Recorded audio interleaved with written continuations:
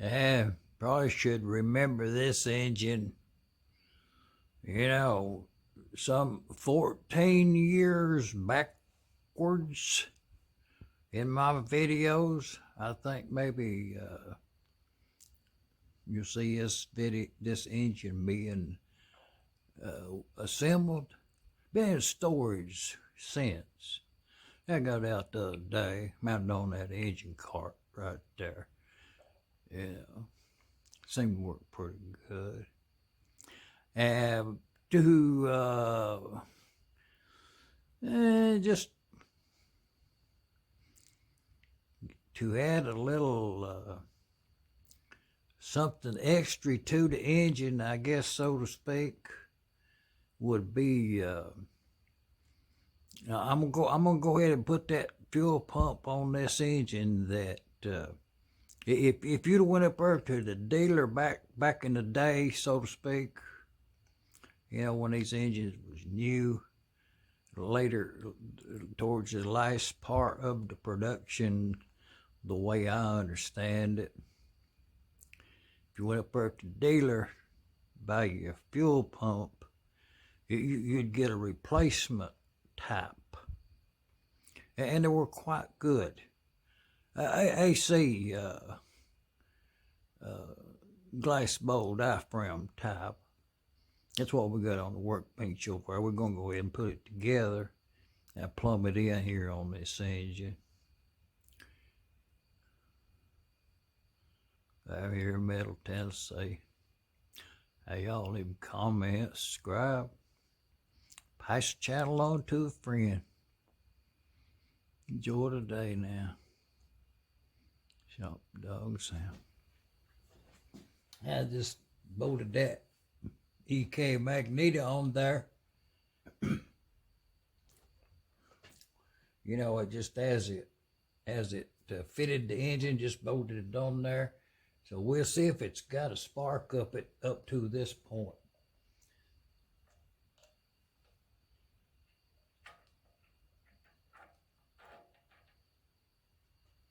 That right there, that's a brand new spark plug.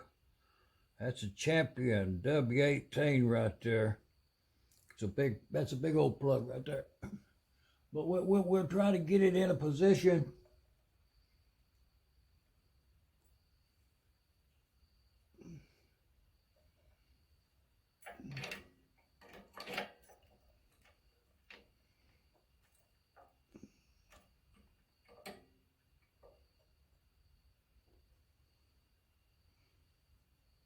Okay, I got that spark plug done already. Took out there and got it right up there, and it's leaning onto that needle valve assembly. So I think that would probably representative the type of grounds that these engines would be subjected to. So it's just the body weight contact onto the needle valve, hoping it has continuity going in that way to go somewhere, you know, ground. We'll look at that spark. Oh yeah, it's up there at the top. Well, even with whatever amount of light we have will be a representation of how, you know, what kind of spark we're gonna have. At least something, I would think. And I done already did them grease cups and, you know, put some oil on it here and there. But I don't have the the mechanism to put the fuel pump here. That's what I'm doing today. And to make a brass cover for that eccentric, but we'll look for us a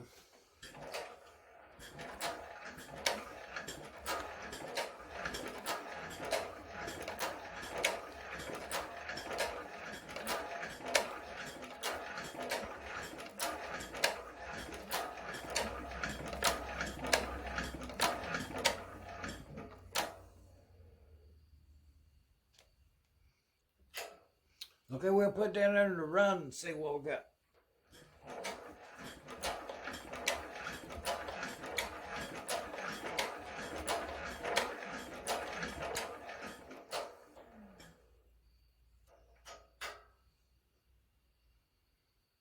what we got.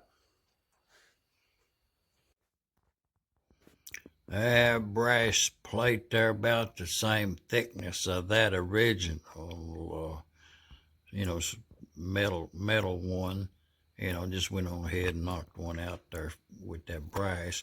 I polished it up to where it is now. I'm going to get it off her and put some out there. Polishing compound, to match up some of the other stuff. We'll get that fuel pump on there. And this would be the results. This right here would be the results. Like, 2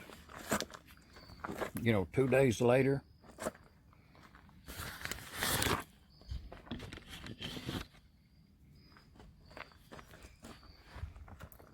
Remembering that this was cleaned with a Vapo Rust and then a war brush on a drill, kind of soft war brush, and immediately or soon sprayed it down with WD-40.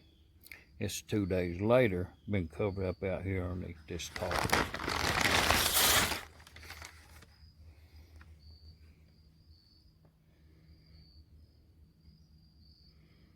A little bit of flash rust right there. I get that, I get a little oil on it now. But it's perfectly clean. I'm just saying. Gonna need a collar to go on there. So I have to source a collar in. I should put the word out there. 6 horsepower. Governor sleeve collar. And just see it.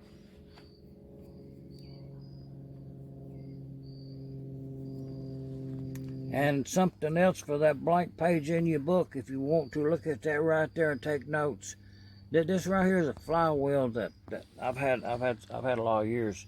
6 horsepower M, just laid in for the time that I would have to remove that. I think it was torch stuff, crankshaft. Still got the sliding collar on there. Well, it's been rusted many years. All rusted fast, But I need to clean this flywheel. I need that collar right there. So it's cast iron. What is about 2 inches thick in contact with that boss onto that crankshaft itself, with about a 1/4 inch stick out right down in there. You have to overcome all that. To have the possibility of sawing the shaft even with the flywheel, eliminating all possibility of rust on that side. And then come over to here. Once you get that gib key out, that being a perfect example of a correct set gib key. I'm anticipating that to be a hard job right there because the key's undercut. Somebody's had a chisel to it in the past. We're gonna give it a try. Just not a pressing job right at present, but it's on the list. I don't have a press big enough to press that shaft out of that size flywheel. It'll be makeshift something at best. Might require a little bit of heat to save the whole amount. I'm just saying, leave a comment.